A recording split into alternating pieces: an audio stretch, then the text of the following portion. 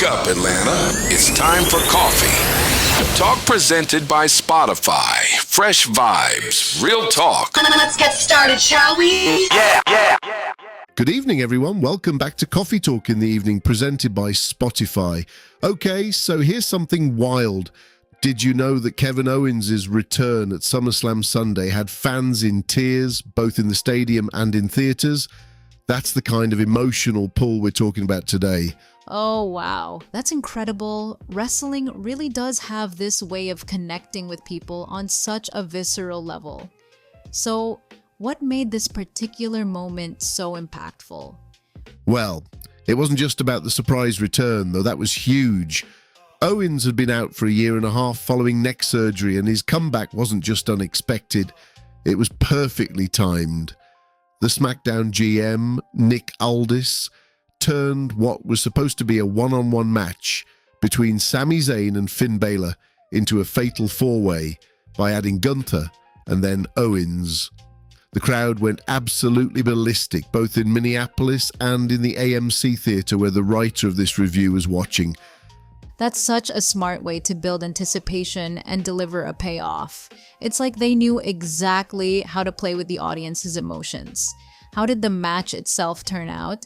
The match was fantastic. Owens ended up winning, which was a great way to kick off his comeback. But what really stood out was Sami Zayn's reaction to Owens' return. He went from being furious about the match changes to being completely stunned when Owens walked out. The writer even called Zayn the MVP of the night just for his reactions, which says a lot about how much he added to the moment. Sami Zayn is such a master of storytelling, isn't he? His ability to convey emotion is unmatched. What else stood out from the event? Were there any other matches that had a similar emotional impact? There was a United States title match between Baron Corbin and Trick Williams that the writer gave a B grade.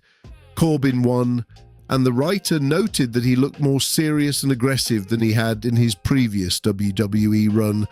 They also mentioned that Trick Williams' partnership with his hype man, Yachty, might be holding him back. They missed seeing Williams as a solo act, which is where he really shines. That's an interesting point. Sometimes those partnerships can overshadow the wrestler's individual talent, even if they're entertaining. But it's good to hear Corbin is getting some recognition. He's one of those wrestlers who's always been solid, but often overlooked. Exactly. Then there was the Women's Championship ladder match, which featured Chelsea Green, Charlotte Flair, Jade Cargill, Tiffany Stratton, and Lash Legend. The writer admitted they're not a fan of ladder matches because of the risks involved, but they still gave this one a B+ grade.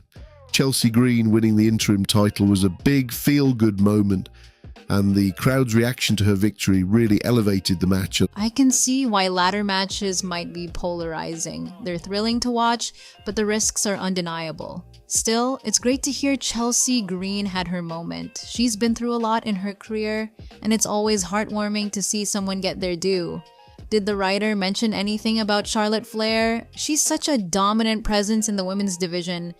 They did, and it wasn't entirely positive. There was a moment where Charlotte was dangling midair and her opponents yanked her straight down. The writer was really worried about her getting injured, especially since she's had knee issues in the past. Thankfully, she wasn't hurt, but it sounds like it was a tense moment. That does sound nerve-wracking. Charlotte's a phenomenal athlete, but sometimes you have to wonder if the risks are worth it. What about the other matches? Any surprises? There was a match between Danhausen and Dominic Mysterio. A human money's on a pole match, if you can believe it. The writer wasn't a fan and gave it a C grade. They felt it was average and didn't enjoy it much, though they acknowledged it was meant to be a light-hearted, comedic moment. Danhausen is such a unique character.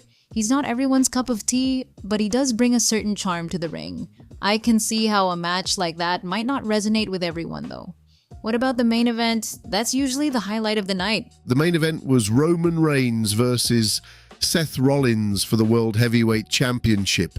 The writer gave it a B+ grade and said the emotion of the match was off the charts. Reigns' animosity toward Rollins and Rollins' smarmy attitude made for a compelling dynamic. But they had some issues with the officiating and the finish, which they felt broke the immersion a bit. That's interesting. Officiating can be such a tricky thing in wrestling. On one hand, it is part of the storytelling, but on the other, inconsistencies can pull you out of the moment. What did they think about the finish? They didn't love it. Rollins was clutching his ribs, and there was this melodramatic moment where both men stared at each other before Reigns hit a spear.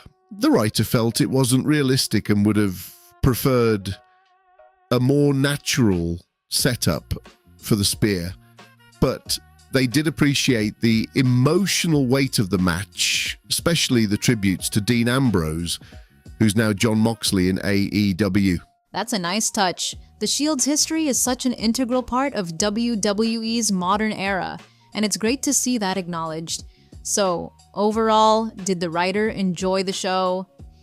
They did. In fact, they gave the entire night an A+ grade, despite some individual matches receiving lower scores. They said it was an imperfectly perfect show that resonated with them emotionally. They even mentioned how much they enjoyed the atmosphere at the AMC Theatre, despite paying $14 for 2 drinks. That's high praise. It sounds like the show really delivered on an emotional level, which is sometimes more important than technical perfection. Wrestling is, at its core, about storytelling and making people feel something. It seems like SummerSlam Sunday did just that. Exactly. And I think that's what made this review so compelling to me. It wasn't just about the matches or the grades, it was about the experience of being a fan and sharing those moments with others. It reminded me why I fell in love with wrestling in the first place. That's such a great takeaway. Wrestling has this incredible ability to bring people together, whether you're in a stadium, a theater, or just watching at home. It's about the stories, the emotions, and the connections we make as fans. I'm glad this review resonated with you. Me too. It's a good reminder of why we keep coming back, isn't it? Absolutely. Here's to more moments like that, both in and out of the ring. So SummerSlam 2026. I've got to say, man, after the buildup we had, I was kind of worried. Like, the anticipation was low, you know?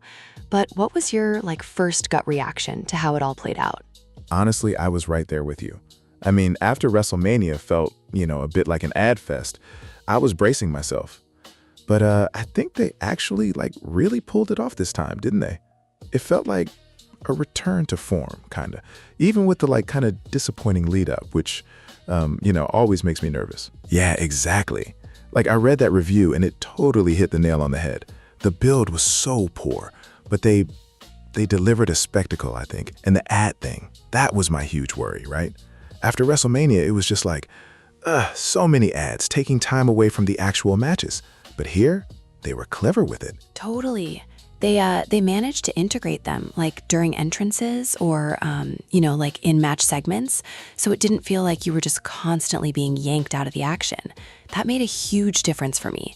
It meant we could actually, just get lost in the wrestling, which is what we want to do, right? Absolutely. Okay, so night 1. That opening match, Liv Morgan versus Io Sky for the Women's World Championship. Wow. Just wow. The reviewer called it incredible and one of the best opening matches in SummerSlam history, and I couldn't agree more. They just went full throttle from the get-go. Oh, Marcus, yes. Liv and Io, they set such a high bar. I mean, the energy, the athleticism, it was just breathtaking. And the counters in that closing sequence, so good. Liv hitting the Oblivion for the win, it just felt, really earned. And it's so good to see women's wrestling front and center like that, Definitely. It really did set the tone for the night. And then, a bit later, we had Gunther taking on Nick Aldis. Man, all this coming back after 3 years out of the ring, what an entrance. Morning Glory by Oasis, brilliant. And he didn't miss a beat.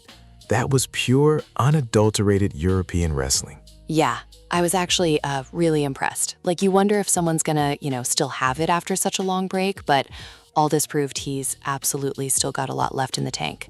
Even though Gunther ultimately got the win with that sleeper hold, it was just a fantastic, technical masterclass. So good to see that style represented too, amidst all the high-flying stuff. Okay, so speaking of impressive performances, the Bloodlines match against LA Knight, Solo Sikoa, and Royce Keys, I wasn't super hyped for it, I guess, but it actually turned out to be like pretty fun. Solo was really engaging, and Royce Keys, he just continues to impress me. Yeah, it totally delivered what it was meant to. Like, it moved things along, gave us some good action, and LA Knight getting the win with the BFT on Jay, always a crowd pleaser.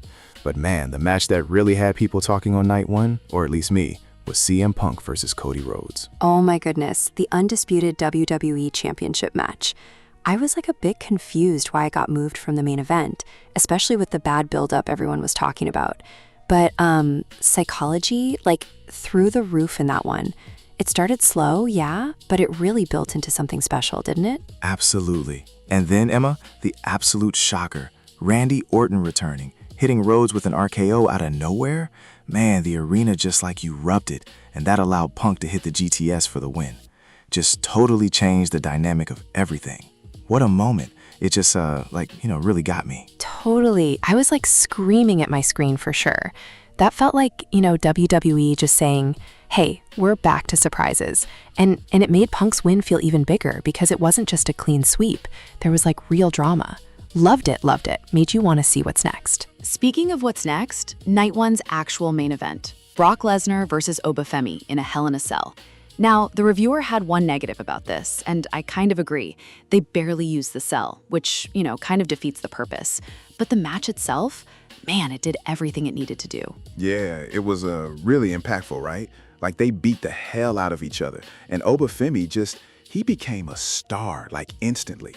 And Brock, getting on the mic after Oba hit the fall from grace for the win and passing the torch, that was like a really cool, kind of surreal moment.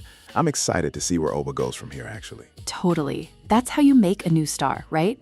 Okay, so night 2 kicked off with a bang. Finn Balor versus Sami Zayn was already going to be fun, but then Nick Aldis comes out and adds Gunther, and then a returning Kevin Owens after 17 months out with a neck injury.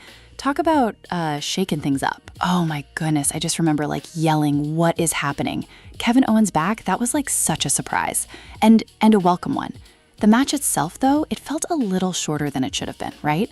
But Kevin Owens winning with a stunner and becoming #1 contender for CM Punk, that's like a dream match brewing for sure. I'm so excited for that. Absolutely. Owens versus Punk? Yeah, sign me up right now.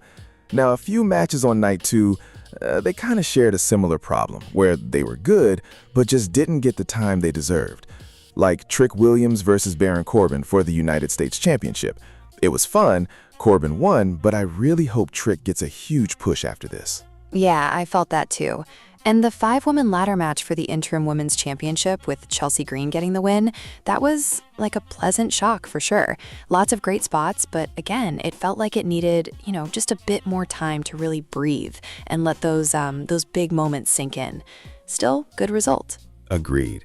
Now, Emma, we gotta talk about the elephant in the room. The review called it the worst match of the weekend. Dominic Mysterio versus Danhausen. What happened there? I don't get Danhausen, I guess. Oh, Marcus, no, I'm with you. Dominic Mysterio deserves so much better. That was like a nothing match. I don't understand it. It really felt, like a misstep. But okay, let's pivot to the absolute best. Seth Rollins versus Roman Reigns, World Heavyweight Championship. Oh my goodness, match of the weekend, match of the year even. 100%. That was simply incredible. The storytelling, the callbacks to their Shield days, it was just pure magic. Roman spearing Seth for the win, and then that fist bump after? Goosebumps, man, goosebumps. That's what wrestling is all about. Absolutely. It was the perfect end to what was mostly a fantastic event, despite those couple of, weird bumps. That Rollins-Reigns match really, really solidified it as a return to form for WWE. Yeah, I completely agree. But we do have to mention the one significant negative that the review pointed out. The match time was way down. 65 minutes over 2 days compared to 214 minutes last year. That's a pretty big drop. It is, isn't it? And, the review attributed it to the Netflix deal, which makes sense. More advertising, more breaks, less wrestling time. It's a reality, I guess, that we're going to have to get used to. But it does, make you wonder if they could have squeezed a few more minutes into some of those matches that felt a bit short. Yeah, exactly. It's a balancing act, right? You want the exposure, but you also want the quality. Still, despite that, the overall recommendation was that this was a huge step in the right direction, setting up an interesting remainder of the wrestling calendar. And I gotta say, Emma, I'm optimistic. This SummerSlam made me excited again. Oh, absolutely. Like, I'm totally with you. The highs were so high, and it felt like they really listened to some of the criticisms from earlier in the year. I'm actually really, really looking forward to seeing how all these storylines, like develop towards WrestleMania next year. It's gonna be good, I think. We bring in good energy. This has been Coffee Talk, presented by Spotify. From our cast, we thank you for listening. Yeah.